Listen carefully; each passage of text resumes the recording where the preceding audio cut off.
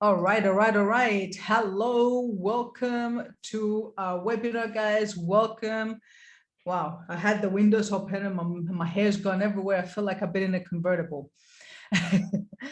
If we haven't had the opportunity to meet before, my name is Efrosini Adamides. I get the honor to be your host tonight. So firstly, I want to welcome, I see that we've got Hungary here in the house. Write down where you're tuning in from, guys. Greece in the house, Netherlands, Sweden, UK in the house, amazing. Istanbul, wow, amazing. Nairobi, welcome. Let's see how many countries we can connect tonight. Ireland, Uganda, Nigeria, Botswana, wow. Lithuania/Norway, Finland, Belgium. I'm counting about 11 countries so far, but I think that there's going to be a lot more tuning in. So, guys, we're going to get straight into it because the gentleman that I'm actually about to bring on is someone that has been leading from the front ever since I met him. And the first time I met him in 2008. And I remember meeting him, and that night I said to myself, when I grow up, I just want to be like this guy. He literally had the ultimate lifestyle. He was the guy that would be traveling anywhere he wanted to go, anytime he wanted to go, for as long as he would have liked to have gone. And at the same time, have the freedom of time to be the best dad. So I'm like, hang on a minute. I didn't realize until I met this guy a few years ago that you can have it all. I thought you can either have time, but no money, or you can have money and no time. But until I met this gentleman, I didn't realize you can have time freedom. You can have money freedom. You can have adventure in your life. You can be a successful networker in the industry, having built teams of well over 1.5 million people around the world, having documented, I believe, 150 million dollar earners, like 7-figure earners, and still be a cool dad, you know. And I'm like, hang on a minute. I didn't think that that was possible, but when I met him and I realized that he was a true testament of what our amazing profession can do, I said, all I'm going to do is I'm going to literally become his shadow. I'm going to learn what he's willing to teach me. I'm going to do exactly what he tells me. I'm going to be 100% coachable, because I realized that if you want to have something that you never had, you got to follow someone that's already got it. And when you follow in the footsteps long enough, sooner or later, success is also inevitable.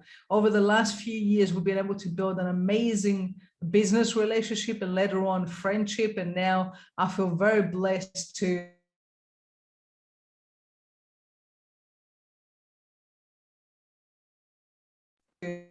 that no matter how much success he's got, he's always at the other end of the phone, always willing to serve, always willing to support the team and show the way. So Mr. Matt Morris, Red Diamond, consistently one of the top income earners.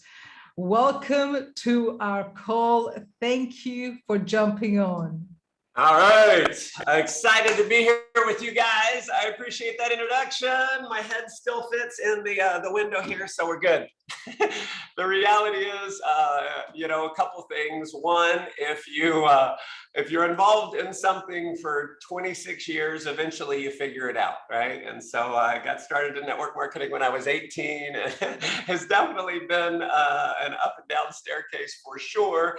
But eventually you figure things out, and so I'm just a few years ahead of most people. And then the second thing that is very true is when you have amazing leaders like Efrosini in your organization, it just makes you look really good. And so everyone pray to have an Efrosini in your group and you are good to go. And so I don't deserve half of the recognition I receive, because there's so many incredible leaders on the team. And, all of us coming together, it makes all of us look a lot better than we really are. And that's one thing that, I understand we're really talented. I understand we've got the most solid leadership team in network marketing beyond a shadow of a doubt. But the real reason why we look so good, the reason why we're so powerful, is because of the way we come together. And it doesn't matter whose organization you're in, we are one big family. We've got the best director of training in the world with Mark Aceta, and I just can't,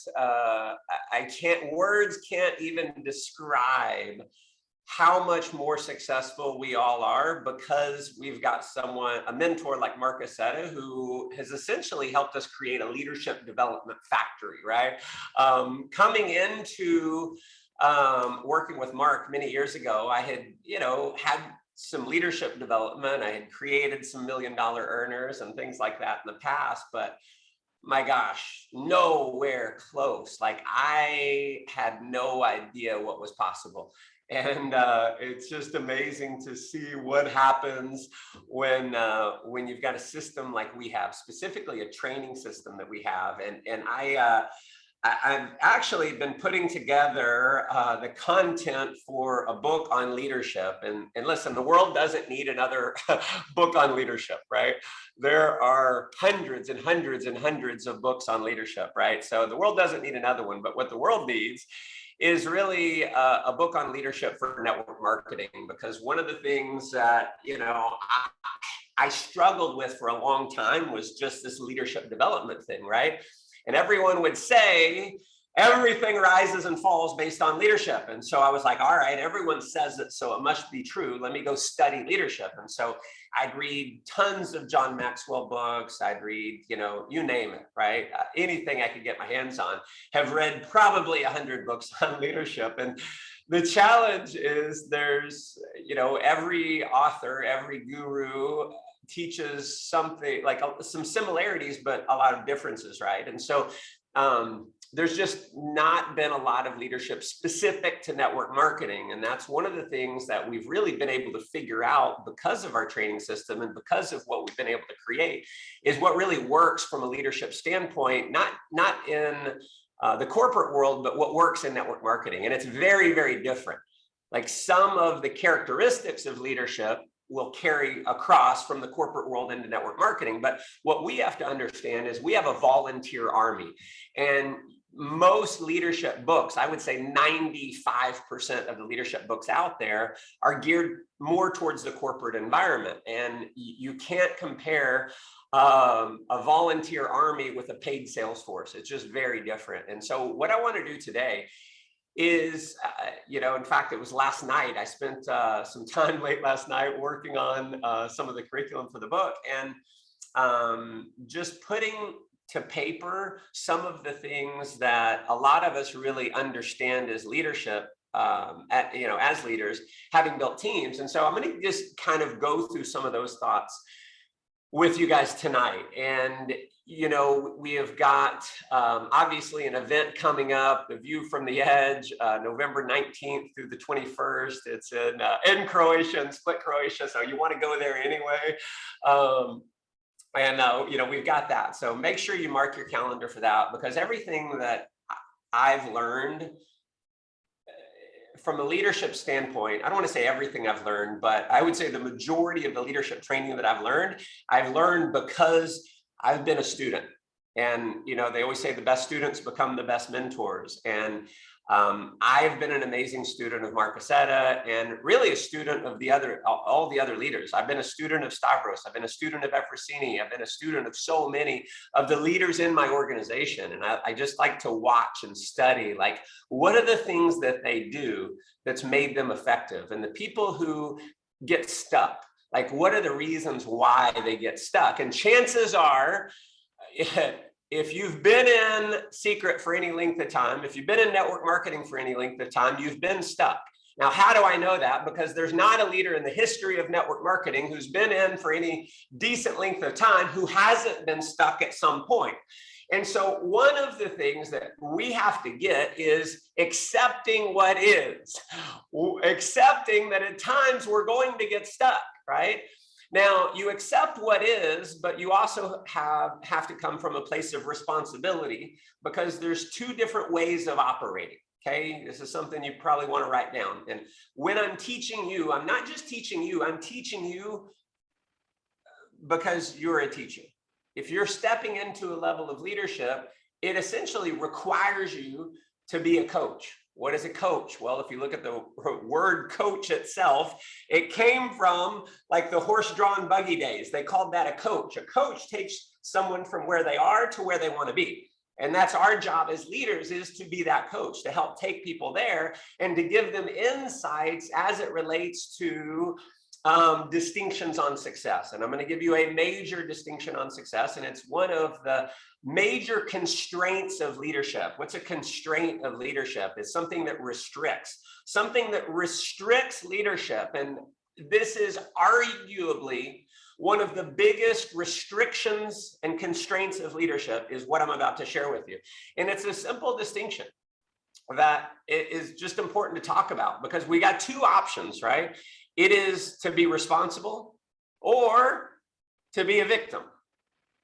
And as I'm teaching you, I'm teaching me, because I fall into the victim category more often than I want to. The key is realizing that I've stepped into victim mode and getting myself the hell out of it. Okay, it's kind of like getting yourself stuck. Sometimes there's no way around getting stuck, but you also have the power to get yourself unstuck. And so understand that the reason why most people live very average lives is because they get stuck in victim versus responsibility. Okay, and as long as you have a lack of responsibility, which is 100% control, like I control my destiny, I control the success of my organization. When you get out of anything other than that, what happens is you get out of power, because power comes from what? Power comes from responsibility, 100% responsibility. Without power or without responsibility, there is no power. So when you fall into victim mode, meaning, oh, something outside of my control is causing my organization to not grow, then what happens is that it's like saying, let me be powerless, because I have no control. There's nothing I can do about it, right? And if you look at, leadership in the world, some of the greatest leaders of our time have become the greatest leaders because they took responsibility. So in America, an easy one to think of is Martin Luther King, right? Martin Luther King didn't come from a place of victimhood. He came from a place of responsibility, saying, you know what? I have the power through my influence, which I'll create this influence, which gives me the power to actually change things. And so he's changed the face of, like the civil rights movement in the US. You look at someone like Nelson Mandela, came from a place of power versus victimhood. I mean, imagine coming from a place of power when you were, spent 20 years in prison, right? But he decided that he was powerful, that he actually had the power to change the circumstances. And we know the story there. And so it's the same thing in our business. If Mandela and Martin Luther King can do what they've done to influence the entire world, surely we can influence our little business, okay? So it is a constant reminder of saying, which am I going to choose? Am I going to choose to be a victim, or am I going to choose responsibility? And anytime you choose victimhood, it's a constraint of leadership. It's one of the reasons why you get stuck and stay stuck, is because not stepping into a place of responsibility, okay? And so there's different levels of leadership. Essentially, there's 5 levels of leadership. And, the first level of leadership is really student, okay? This is when someone's gotten involved in secret.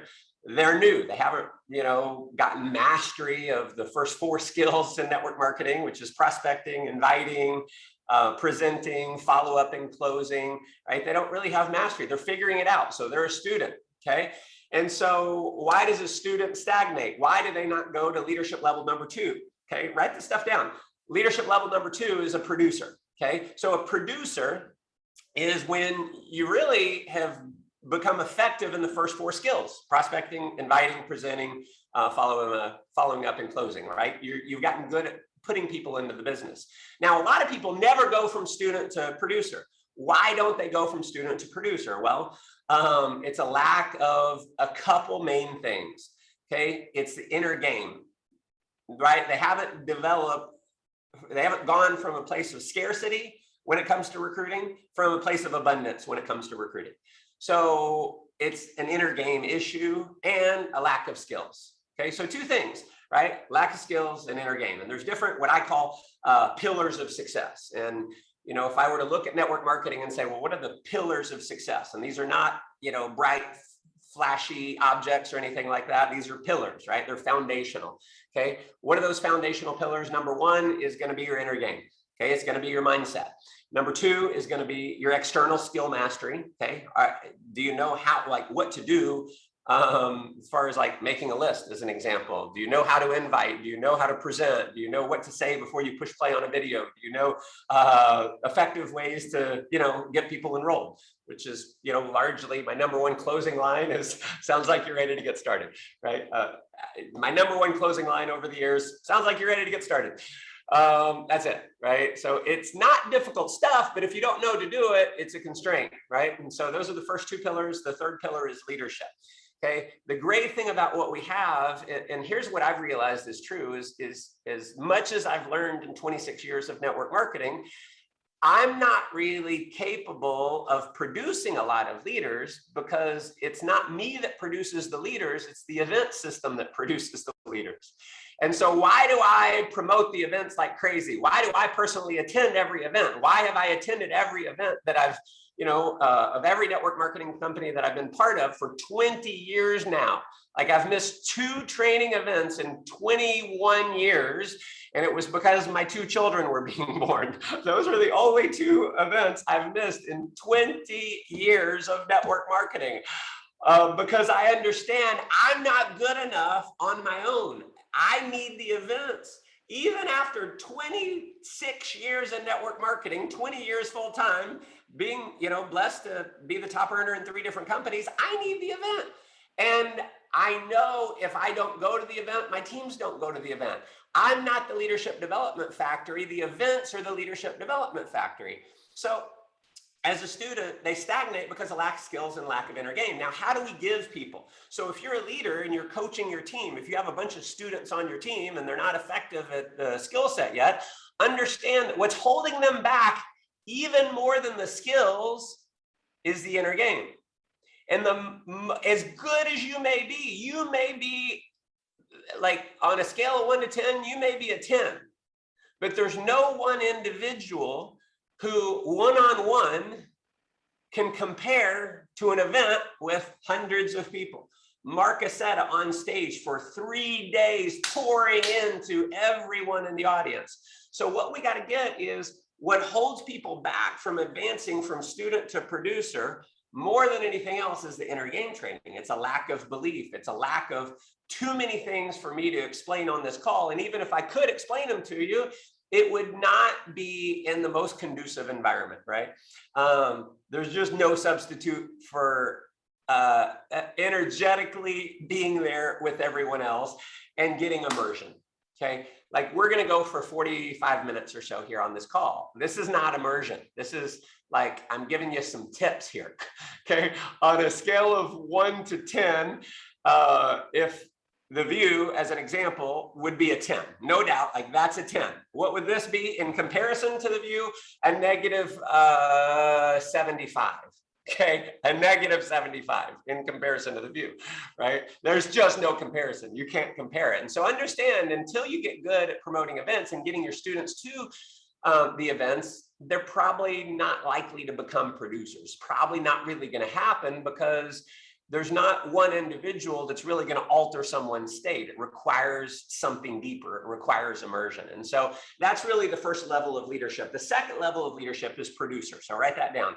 What does it mean to be a producer? This is when you've gotten good at the first 4 key skills in network marketing, which, again, I'm repeating them so that you'll have a chance to write them down, and so you'll get them and understand them, because I want you to be a pro. Like, I want you to have financial freedom. I want you to know this stuff like you know the back of your hand. So the skills are prospecting, finding people to talk to. Starts with making a list yourself, not prejudging and putting everyone down. Number 2 is inviting people. Number 3 is presenting. Number 4 is following up and closing. Those are the first 4 skills, okay? And so as a producer, you've gotten good at those. You're good at putting them in. I would say if you've put in 30 personals, you're an effective producer. And if you haven't put in 30 personals, you're not really serious. Okay, you're just not. You may think you're serious about secret, but you're not serious unless you've put in at least 30 personals in secret. Doesn't matter if you were in another network marketing company and you joined here and some people came with you, that doesn't count. 30 new personals in secret. And if you haven't done that, understand you're just not serious. Okay. So this is a challenge to you. You're like, man, he's kind of an asshole. No, I'm not an asshole. I'm just challenging you because I want you to freaking win. I want you to have financial freedom. I want you traveling around the world. I want you to be an inspiration to others. I want you to be able to send your kids to private school or your grandkids. I want you to be able to live your life with the significance of knowing that you're a positive impact in the lives of so many people. I want that for you. And so I'm going to challenge you. Hopefully you're up for the challenge. Okay. So 30 personals. That's what, like, everyone should focus on that. My mentor, when I was 24 years old and had struggled in network marketing for a bunch of years, he was real with me. He was like, you got to put in 30. If you don't put in 30, if you don't put in 30, you're not even serious. Put in 30 fast, it'll turn into thousands. And I was like, all right, I guess I'll put in 30. So I went crazy. I made a list of 300 people, lots of people who were on my chicken list, lots that I didn't want to call, people who had been in other network marketing companies with me or told me no in other network marketing companies. I called them anyway with fire and passion. And I ended up putting in 30 personals in a month. Now, I don't think I've ever done that since, but I put in 30 personals in a month and it led to a team of 10,000 people in 2 years, changed my life forever. Because I finally decided that I was gonna answer the challenge. So this is a producer, right? Where does a producer get stuck? What's the constraint? Okay, here's what causes stagnation for a producer. And if you don't understand this, you'll get stuck as a producer and you won't be able to effectively mentor the producers on your team when you start having producers. So producers get stuck for a handful of reasons. Number one is poor mastery of a couple of things. Number one, getting new people started. Okay, they're getting good at getting them in, but not getting them going. And I know this because this is before I met my mentor. This was me. I got really good after 4 years in network marketing, making thousands of even cold calls. Like I remember I joined a network marketing company and my sponsor, he gave me a list of 2,000 leads. And these are just people who at some point had been in a network marketing company or had expressed interest in network marketing, and they were terrible. I sponsored no one from those 2,000s, but I called all 2,000. And it's what got me really good on the phone. I made 2,000 cold calls. I'm not it is insane to think if I knew now what I knew then, I probably wouldn't have done it. Because I was thinking, oh, I'm going to sign up a bunch of people. I signed up no one, but I got really good on the phone. Why? Because I was willing to just go do it. Okay. So I got good at it. And I got to the point where I had a network marketing organization of 150 people. Okay. Not all active at the same time, but total that had joined. The problem was I had personally sponsored 90 of them. And one other guy on my team who he was a superstar salesman. He was the sales manager for his dad's supply company. I recruited him and I taught him my sales system. And so we had no duplication. It was like, we're making no money. People are quitting as fast as they're coming in. And I was just getting them in and being like, all right, I'm going to send you an email. And I'd send them an email with do this, this, this. And that was it.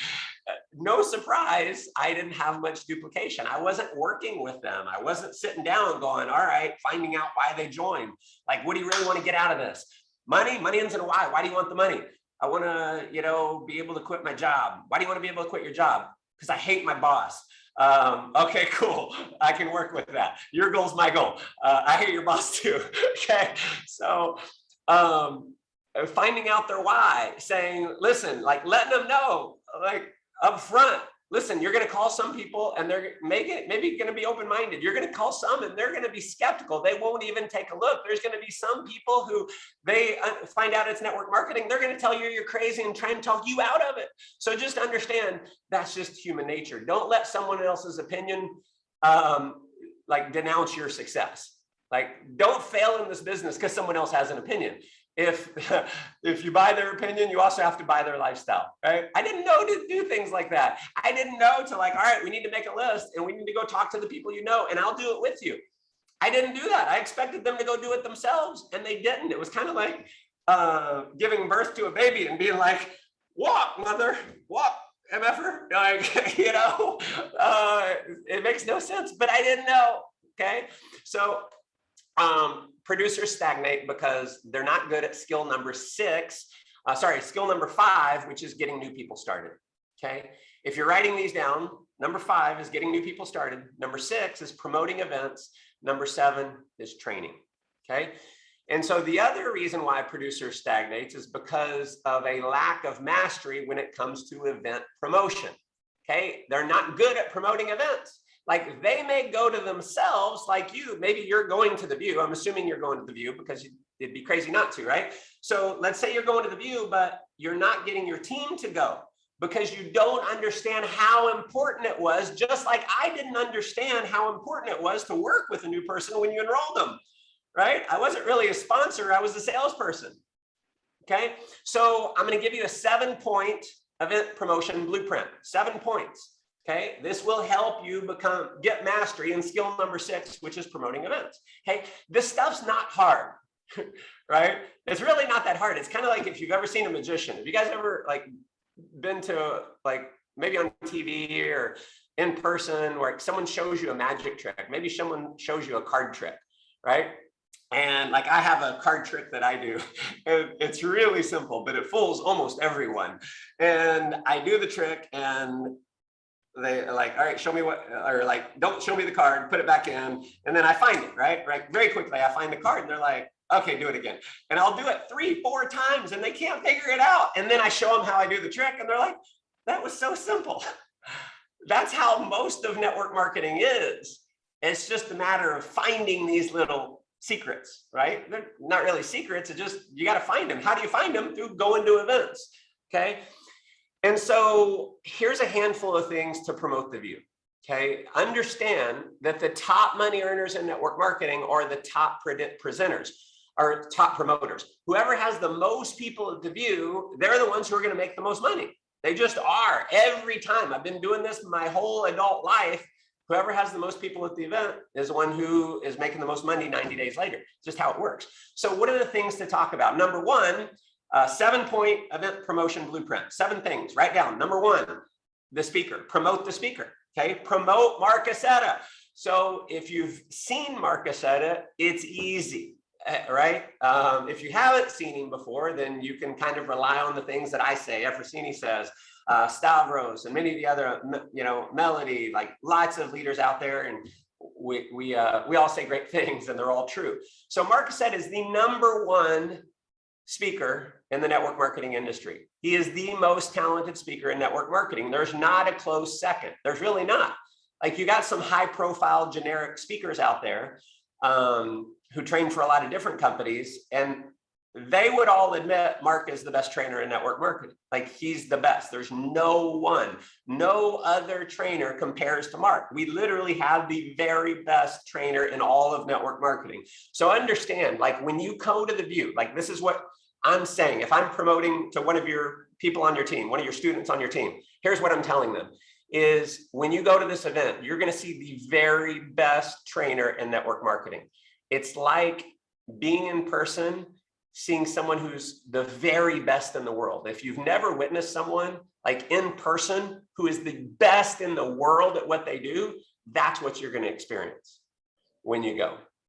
So one of the things that and this isn't even part of the 7 points, but believe me, just believe me this one time, trust me this one time, and I promise you, you'll be glad that you believe, that you trust me. Put your faith in me one time, and I promise you, you would be glad you put your faith in me. I promise you I'm good for it. Like, my faith is good. right? So it's like, just lean on me. Like, I'm not going to steer you wrong here. Okay. So number one is promote the speaker. Number two is an event story. So if you have an event story, then tell the event story. If you have other stories, you can tell event stories, right? You might talk about having seen Mark Aceta before. I saw Mark Aceta before, and I think about my buddy Bill. So Bill was in my organization for about 9 months, 8, 9 months, something like that, maybe 7 months. And he would show up to all the trainings. He was a good guy. He was like not super charismatic or anything, but he was so excited, right? Sharp guy, excited. And he just couldn't seem to get anything going. And I worked with him. Like, I would even do 3-way calls. He lived in another city, but I'd do some 3-way calls with him. And I'd try and train him tactics, right? He'd be like, all right, I've showed 8 people, no one's enrolled. And I'm like, all right. And tactically, I'm training him, and I would give him the best. Like, I was $1 million a year earner when I'm working with this guy. And all I did was like, Bill, you got to get to the view. He showed up to the event, so he came to the view. And this was his first event. He couldn't make the previous event. And he comes to the view. And a week out of the view, he had 8 people on his team. He had no one on his team coming into the view. He had been in the company for 7, 8, 9 months. No one on his team showed a bunch of people. What changed? He changed. So what happened was he came to the view, and he had the desire. He just had something like a flip that needed to be switched. Mark flipped that switch. 8 people a week after the view. What changed was his mindset, his passion, his certainty. Like, he came out of the event and it was like fire, boom, results immediately. And I could give you 100 of those stories, 100 of those stories, right? So an event story. And what I would recommend is have an event story coming out of the view, run hard. Create an event story, and that's a story that you can use forever. I remember the first Mark Aceta event I went to. It was a company convention, and Mark was speaking. And man, I was like, this guy lit me up, and I had no one in my group. I wasn't even sure I was going to even promote this company. And there was 1,500 people. I went and sat in a section that had the lights above it were like either broken or turned off. It was the only area in the little convention center that they were in. Big flat room, spread out, an empty section, no lights. Perfect. I went and sat in the middle, and I just hid. And I sat there for 2 days listening to Mark. And at the end of 2 days, I was like, this is it. This is it. This is the most powerful thing I've ever seen. If all I have to do is get people to see him, I am going to get rich. And I left that event. The next event, I had 26 people. The next event, I had over 40. The next event, I had over 80. And I ended up making well over $10 million over the next few years. But if I hadn't gone to that event, I never would have made that money. Okay, so that's an example of an event story. Here's what we also know is true. This is point number 3, is 10 times more, 10 times less. If you're writing this down, 10x more, 10x less. Okay, what we know is true. Statistically, this is proven. The people who attend our training events with Mark Aceta, they're statistically proven to make 10 times more money than those who don't. Okay, we've tracked it. 10 times more money. So what that means is the people who don't go make 10 times less money. So you got to ask yourself, do I want to make 10 times less or 10 times more? Okay, notice I did both. I didn't just say you'll make 10 times more if you go. I also said you make 10 times less if you don't. Understand, people will do more to avoid pain than gain pleasure. They'll do more to not make 10 times less than they will to make 10 times more. And if I'm talking about this on a call or something like that, let's say I'm training your team. If you invited me in to train your team, right? And no one was booked for the view, I would be saying this. So like, be real with me, everyone. Do you want to make 10 times less money or 10 times more? In the chat, let me know, right? That's what I'd be doing. And everyone would be like, more, more, more, more, more. And so I'd be like, okay, awesome. Well, if you're serious about making 10 times more and not 10 times less, you need to be at the view, okay? And this is just me being brutally honest. Like, what I find is people can handle the truth, right? They can handle the truth. So give them the truth.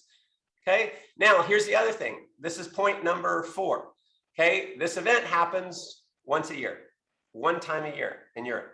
If you miss this event, you got to wait a year to attend the view. So here's what we know is true. The people who attend the event are a year ahead of the people who don't go.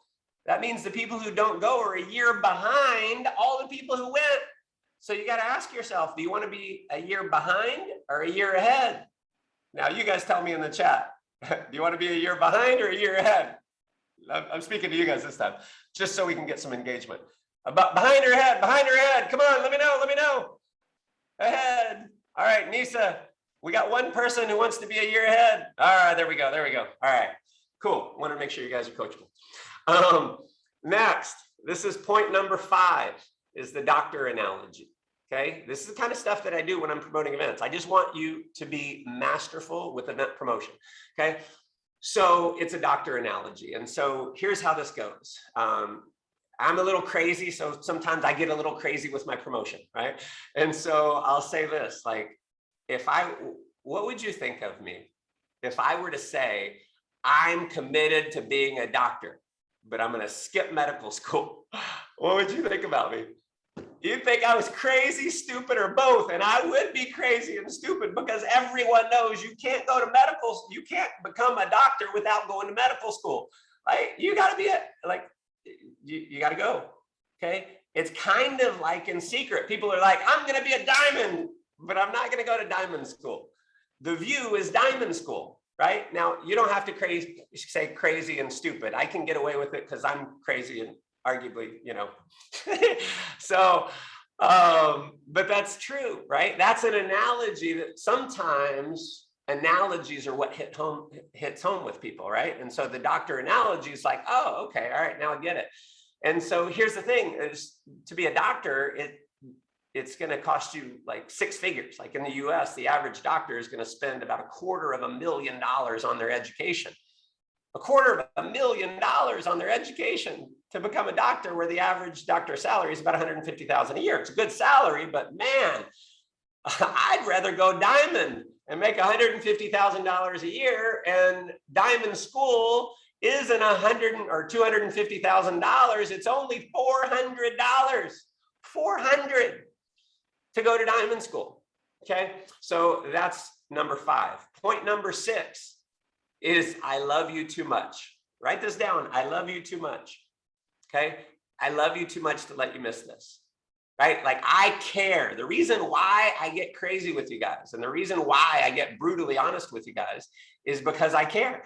Because I want you to win. Sometimes I want people to win more than they want to win, right? If it's like a flaw, I don't know if it's a flaw of mine, but like, I get so passionate. It's like sometimes tears me up inside when I see people who have everything it takes to win and they just don't go to events.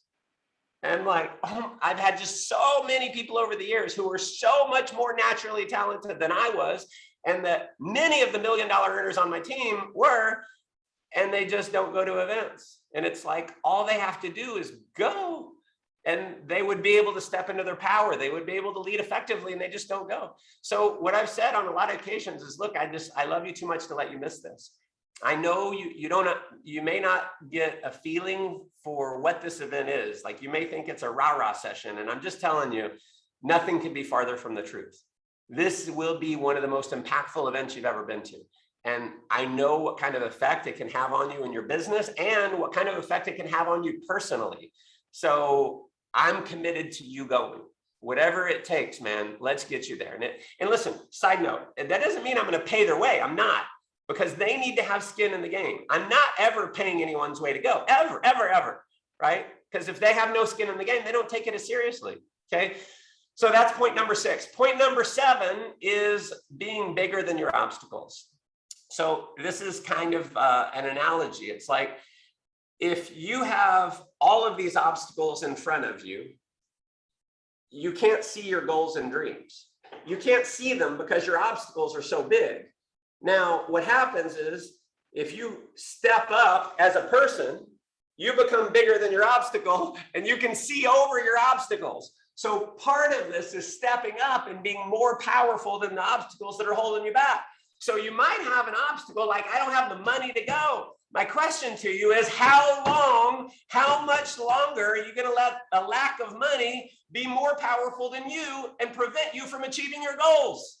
So at some point, we got to say enough is enough. I refuse to let my goals be bigger than me. I'm going to step up, find the money, go and achieve my dreams. Okay. And if you can tell a story about that personally, where if you were in that situation personally and you tell that story, it'll hit home even more. So I tell a story about when I went to a Tony Robbins event. I went to, one of Tony's events. And then at the end, he presented his Mastery University. It was $10,000 to go to Mastery University. And I didn't have $10,000. But what I realized is the biggest reason I needed to go is because I didn't have $10,000. And I was like, going to this event is going to help me become the kind of person who will never have to say, I don't have $10,000 ever again. And so I got creative. They let me put a down payment on a couple different credit cards.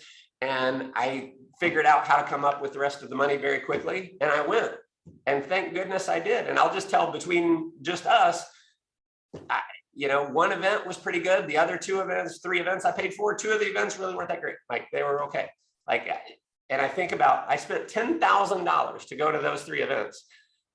In comparison to $400 for the view, it's just crazy. What we have to understand is the quality of the view is what many people outside of Secret pay thousands of dollars. They'll pay $5,000 to go to a weekend event.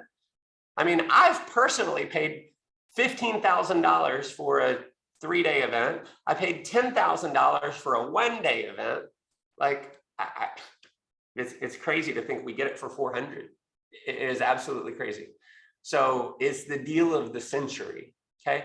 So that's the 7-point event promotion blueprint. And this is why many on the different levels of leadership, it's why people stay stuck, is because they just don't do a good job promoting the events.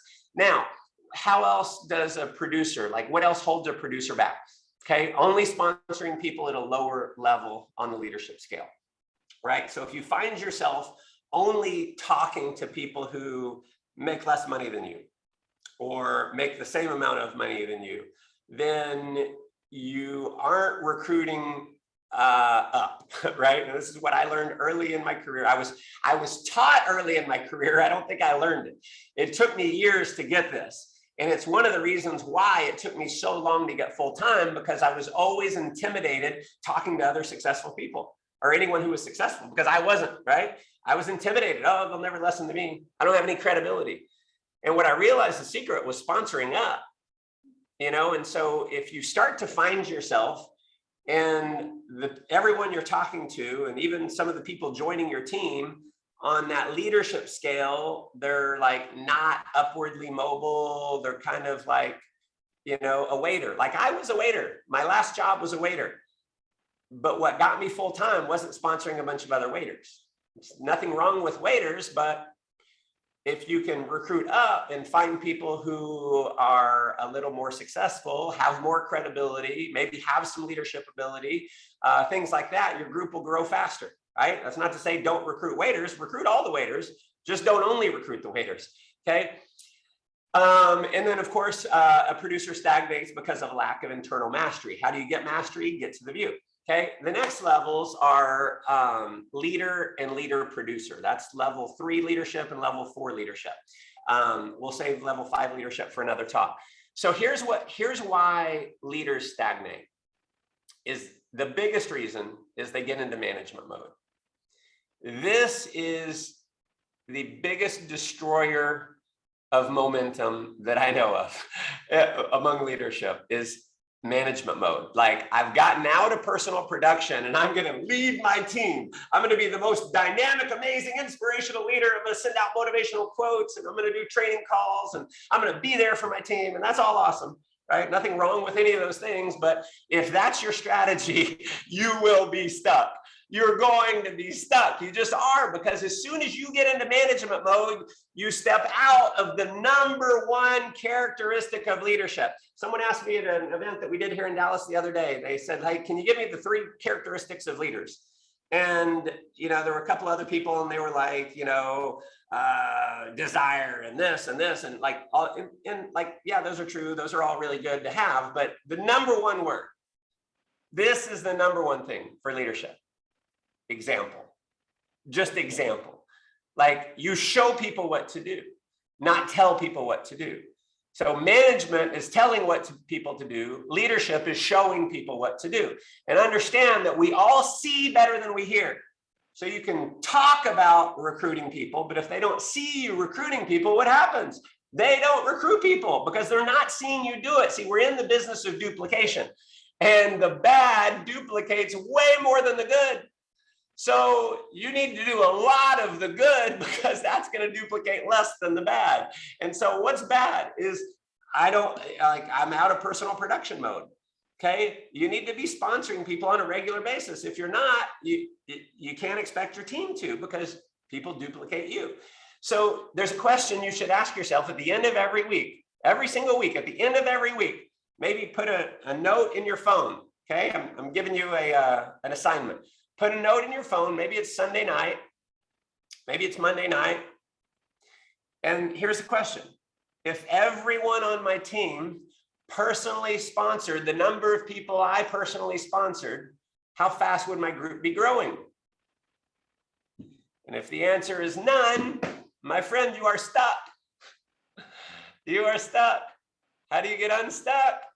Go personally sponsor people. But Matt, I got 30 people on my team. If everyone on your team personally sponsored the number of people that you personally sponsored for this week, would your group be growing as fast as you want? And if you sponsored none, you got to be like, all right, I better go personally sponsor some people. Now, if you got 30, 40, 50 people on your team and you put in 2 personals for the week and no one on your team did anything, then we got to look at some other things. So it might be a lack of some of the other things that I talked about, of why people get stuck, not getting new people started, not getting people to events, only sponsoring people on the lower leadership scale, things like that. Okay. Here's the other thing that stagnates leaders and leader producers. And this is kind of what I'll end with.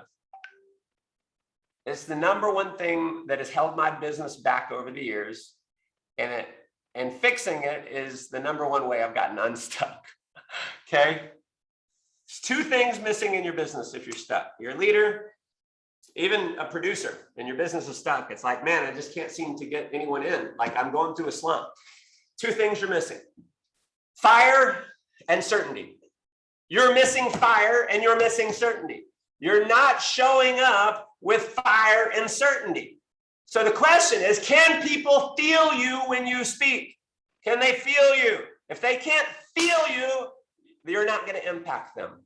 So over the years, what's happened a ton of times for me is I get caught in the routine, and like, it is what it is. I don't get pissed off at myself for getting caught in the routine. I get pissed off at myself if I stay stuck in the routine, right? So we're all gonna, like, the drift is gonna get us, right? The drift is when we're just like drifting in life, right? We're just kind of floating. We're just going by, right?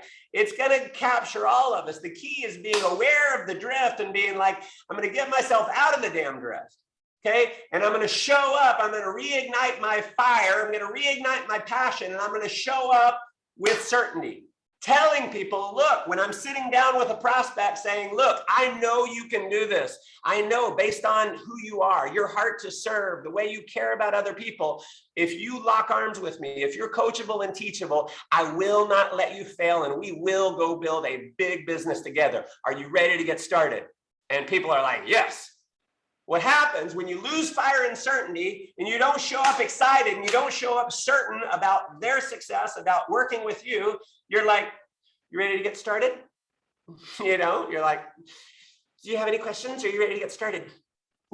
And they're like, no one's joining. They're like, why aren't people joining? I'm showing the deal because you lack fire and certainty. Show up with fire and certainty, and that'll change things for you.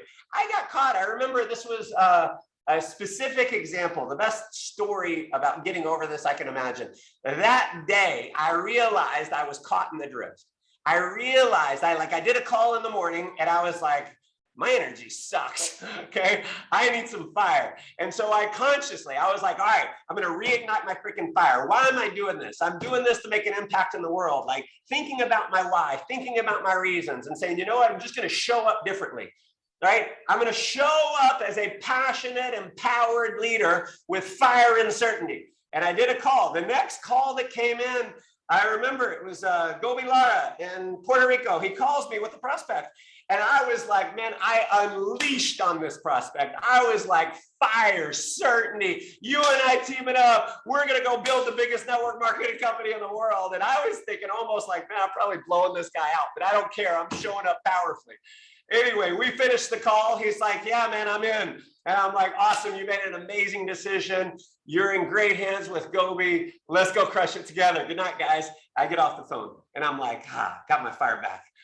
So Gobi calls me a little bit later. He goes, dude, I've never seen anything like it. This guy, he was going to leave, like literally in a couple days, he was going to work offshore on, we have these like oil and gas, like you go work on an oil and gas deal. And he was going to be gone for like 90 days or 6 months. I don't remember how long. He goes, dude, he's quitting his job to do the business full time. Now, that was probably like, that's not like, I would never encourage someone to quit their job and like start full time, but he did. Why did he? Because I had so much fire and certainty. I didn't tell him to do that. He just got so excited that that's what he chose to do. Why did he do that? Because I consciously chose to get out of the drift and show up with fire and certainty. So my question for you is, are you ready to show up with fire and certainty? If so, get your ass to the view. Here's another thing. I'm going to tell you one quick story. I just hired a personal coach today. It's a guy that I've known for a long time. He is a like transformational speaker.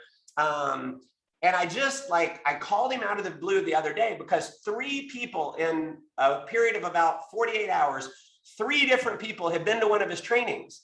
And I had been to one of his trainings before. He was really powerful. I thought he lived in San Diego. And so I reach out to him because I'm like, the universe, like something's up. 3 people in a 48-hour time frame, both went to an amazing training with this guy. And so something's up. And so I reach out to him and come to find out he actually lives in Dallas. And so we met twice and we just talked about working together. And I don't have a way, like he's not going to do network marketing. He's not going to join Secret. And I don't have anything to do with him. And so I just asked him at our last meeting, I go, hey, do you do personal coaching? And he goes, well, you know, usually I just kind of speak at events, but you know, I have done that. And, you know, like, let me know what it is you're looking for. And maybe we could do that, you know? And so we talked about it. And today, this morning, we get on the phone and he says, like, I'll mentor you. We'll get on the phone every week or 2. And, you know, it'll be $3,000 a month. And I was like, damn, 3,000, that's a lot of money, $3,000. And here's what I got. I caught myself procrastinating for the sake of procrastinating. I caught myself going, oh, $3,000 a month. It's kind of a lot of money. And then I immediately caught myself because I understand, like, I've got to be my message. And so it was 2 things that I caught. Number 1, procrastinating for the sake of procrastinating. When he told me the price, I immediately was like, I'm gonna tell him, I'm gonna think about it, or I'm gonna tell him I'll get back with you. That's immediately what I did. Now, is that living in abundance or scarcity? Living in scarcity.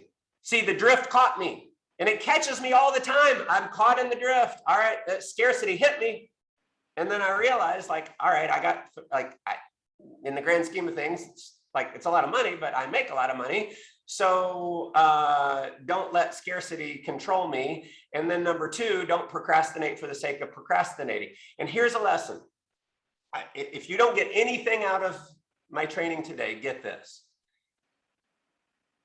Stop living in the land of maybe.